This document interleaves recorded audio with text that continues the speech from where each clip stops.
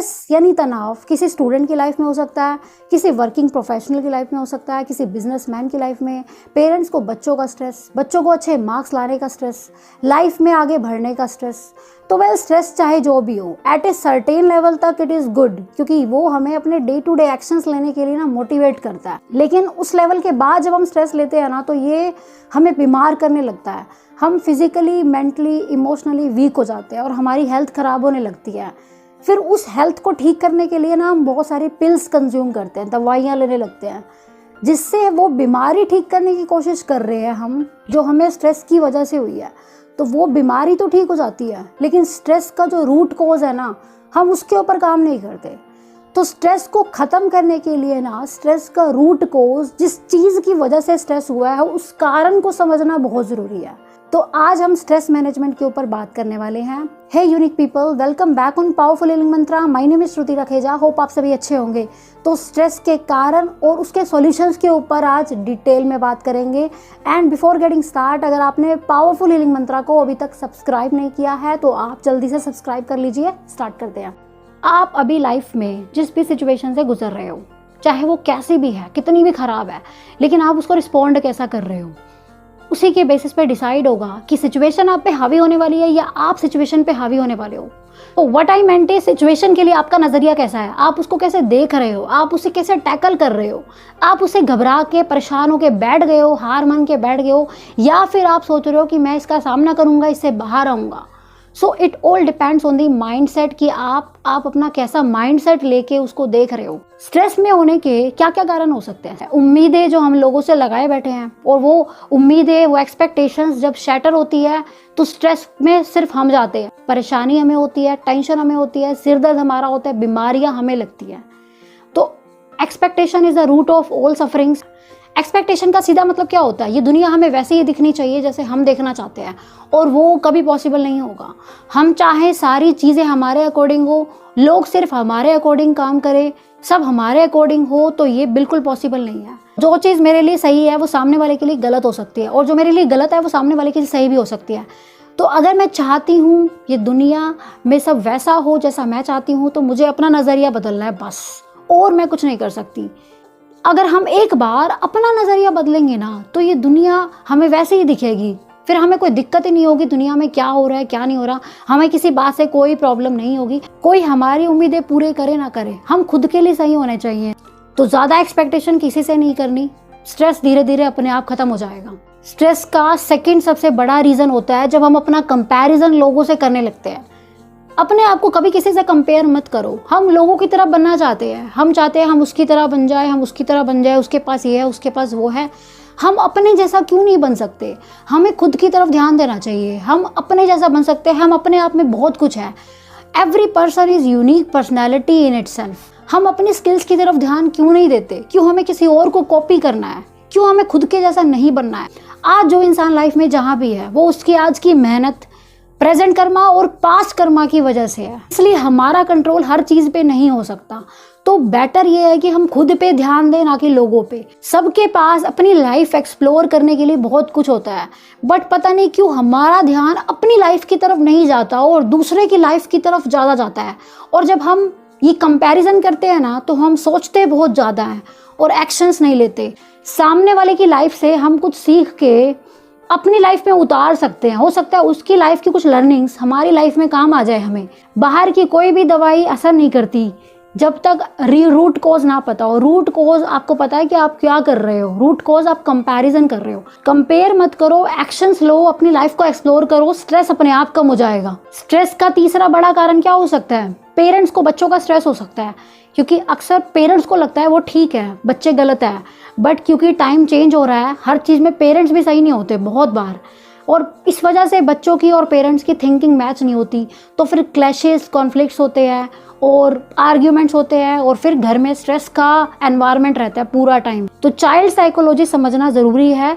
Parents को बच्चों के साथ बच्चा बन के बात करनी पड़ती है, कभी कभी उनका फ्रेंड बन के बात करो। आप उनके लेवल पे सोच के देखो, बहुत सारी चीज़ें ऐसी होती है जो आपके बच्चे बहुत बार सही कह रहे होते हैं, इग्नोर कर देते हो। तो टाइम बदल रहा है, जनरेशन गैप आ गया है, हैंस बच्चे और पेरेंट्स की थिंकिंग मैच नहीं होती। इसलिए चाइल्ड साइकोलॉजी समझो। आप अपने बच्चों के साथ बैठो, उनसे बात करो, उनके लेवल पे आके बात करो, उनकी तरह सोच के देखो। उनकी और आपकी थिंकिंग में बहुत फ़र्क होगा, तो आप उनका फ्रेंड बन के उनके साथ बात करो, तो आपकी बातें क्लियर होंगी, तो आप एक दूसरे को बेटर समझ पाओगे। बच्चे पेरेंट्स को समझा पाएंगे, पेरेंट्स बच्चों को समझ पाएंगे। इसलिए बच्चों को समझने के लिए उनको समझो, उनको सुनो, स्ट्रेस कम होने लगेगा। हमारी बॉडी 5 एलिमेंट्स से मिलके बनी होती है, अग्नि, वायु, पृथ्वी, जल एंड आकाश। हम इन 5 एलिमेंट्स को क्लीन करके भी ना अपनी day to day routine activities में सुधार ला सकते हैं और स्ट्रेस को बहुत हद तक कम कर सकते हैं। अर्थ, पृथ्वी, ऐसा कहा जाता है ना कि ज़मीन पे नंगे पांव चलना चाहिए, घास पे नंगे पांव चलना चाहिए, क्योंकि जो अर्थ होती है मतलब नेचर, वो एक सोर्स ऑफ एनर्जी है। हमारे पांव जब धरती पे टच होते हैं ना, तो पैरों से होती हुई एनर्जी जो हमारे माइंड और बॉडी तक जाती है ना, वो हमें बहुत रिलीफ देती है। हमारा साइकोलॉजिकल प्रोसेस बैलेंस होता है। तो if not possible in garden, आप अपने घर की छत पे चले जाओ, 2 मिनट नंगे पांव चल के देखो धरती के ऊपर, आपको बहुत ज़्यादा सुकून मिलेगा। आप एक बार ही करके देखना। वाटर एक इम्पॉर्टेंट पार्ट है लाइफ का। हमारी बॉडी में भी मैक्सिमम परसेंटेज वाटर का ही होता है, तो पानी का जो हम इंटेक कर रहे हैं उसका ध्यान रखना भी बहुत ज़रूरी है। 3 से 4 लीटर का पानी पीना तो रिकमेंड किया जाता है वैसे भी। So whenever you feel stress, you take a shower. तो सिर से होता हुआ पानी जब पाँवों में जाता है ना, तो एक नेचुरल रिलीफ मिलता है, जिससे हमें रास्ता मिलता है अपनी प्रॉब्लम को सॉल्व करने का नेचुरली। वायु, एयर, हवा। एयर की इंपॉर्टेंस भी हम सबको पता है, हम सब ऑक्सीजन लेते हैं। Pure air is a need of the hour, लेकिन प्योर एयर मिलना बहुत मुश्किल है। तो इसलिए आपको सुबह 10-15 मिनट अपने लिए निकालने चाहिए, for your health, for your body, for your mind. आप अगेन अगर गार्डन में नहीं जा सकते तो अपने घर की छत पे तो जा सकते हो। 2-4 मिनट टहलो, खुली हवा में सांस लो, you will feel relax. Naturally healing होगी। आप में से बहुत सारे लोग ये ऑलरेडी करते होंगे। खुली हवा में जब आप सांस लेते हो ना, तो आपको इतना रिलीफ मिलता है कि वो रिलीफ आपका बिलीफ में बदल जाता है कि हाँ, सब कुछ आसान है, आई कैन डू एनीथिंग, सब हो जाएगा। आपको ऐसा फील होगा, आप करके देखना एक बार। फायर, अग्नि। हमारे अंदर किस चीज़ की आग जलती रहती है? लालच की आग, ईर्ष्या की आग, नफरत की आग, लाइफ में आगे बढ़ने की आग। जो इनर एलिमेंट्स होते हैं ना, ये फायर कहलाते हैं। टाइम टू टाइम इनको क्लीन करना ज़रूरी होता है, और इसके लिए हमें नेचुरल सनलाइट की ज़रूरत होती है, तो वो बहुत ज़रूरी है। 5वां एलिमेंट, आकाश, स्पेस, आसमान। एक बार ना आसमान की तरफ देखना, ऊपर की तरफ, अपनी खुली हवा में बाहें फैला के। आपको ऐसा फील होगा कि जैसे लिमिटलेस चीज़ें हैं लाइफ में करने के लिए, लिमिटलेस पॉसिबिलिटीज़ है बहुत कुछ करने के लिए।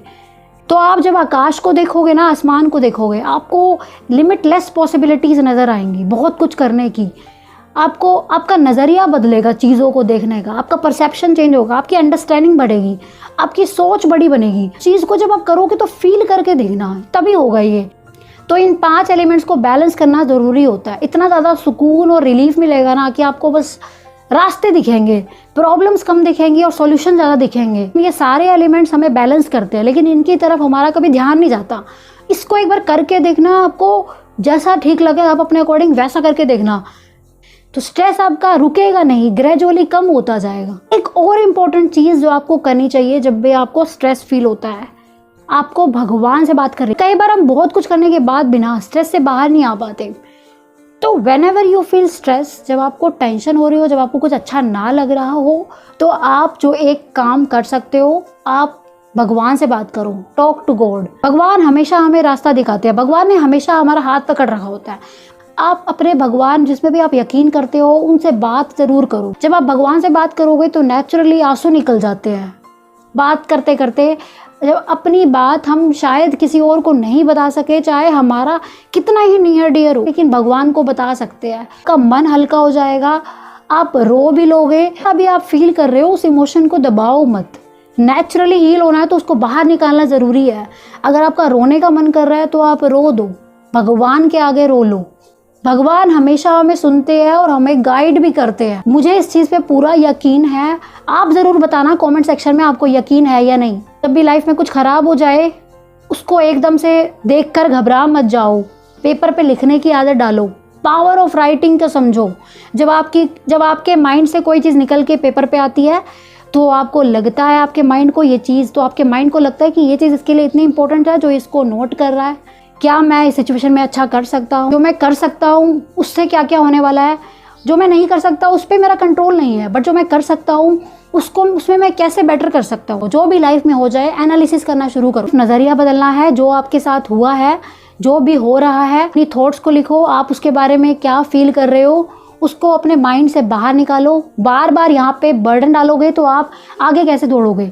आप खुद सोचो, एक आपको भारी बैग लेके दौड़ना पड़े और एक आपको ऐसे दौड़ना पड़े, तो किस में ज़्यादा तेज़ दौड़ेंगे? बिना बैग वाले में। ओवर थिंकिंग करने के बजाय लिखने पे फोकस करोगे। लिखने में बहुत पावर होती है, इस चीज़ को अप्लाई करना। आई एम श्योर ये वीडियो आपके बहुत काम आएगा, हेल्पफुल रहेगा।